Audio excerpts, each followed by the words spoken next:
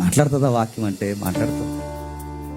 అనంతమైన సృష్టిలో పర్పస్ ఏంటి ప్రభు అంటే, నా ఇమేజ్ ఉండాలి నీలో, మంచి చెడు గుణగణాలు గుర్తించగలిగే, జడ్జ్ చేయగలిగే యాటిట్యూడ్ ఉండాలి మై సన్ అని చెప్తుంది. ఎలా మాట్లాడతా ప్రభు అంటే, ఆకాశం విప్పి మాట్లాడ్డా ఆయన, భూమిని విడగొట్టి మాట్లాడ్డా ఆయన. అయిపోయినాయి. ఎలా మాట్లాడతా తండ్రి నాతో అంటే, 66 పుస్తకాలు ఇచ్చానుగా, దానిలోంచి మాట్లాడు. ఈ సృష్టిని ఎలా నిర్మించానో దానిలోంచి మాట్లాడతాను మై సన్. నీ లైఫ్ నా ఎదుట ఎలా ఉందో చెబుతాను మై సన్. నా వడంబడిక ఎలా తెగిపోయిందో నేను మాట్లాడతా, నేర్చుకో.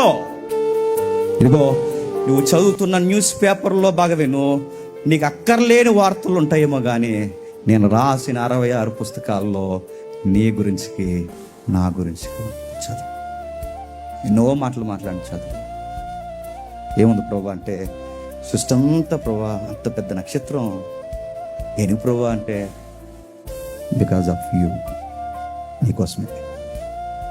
ఇంత పెద్ద సూర్యుడు ఉదయాన్నే బగబగా మండుతున్నాడు ప్రభా, దేనికోసం ప్రభా? మై సన్, నేను గుడ్ మార్నింగ్ చెప్పడానికి. పగటని ఏళ్ళడానికి పెద్ద నక్షత్రం పెట్టానా? రాత్రి ఏళ్ళడానికి చిన్న జ్యోతిని పెట్టానా? ఎవరికోసం అనుకుంటున్నా? నీకోసం. ఇవన్నీ మొదటి అధ్యాయంలోనే పరిచయం అవుతుంటాయండి. ఇవన్నీ మొదటి అధ్యాయంలోనే మనతో మాట్లాడుతుంటాయి. తర్వాత ఏమైనా ప్రభు అంటే, అన్నీ తీసుకున్నాక నన్ను మర్చిపోయేవరా?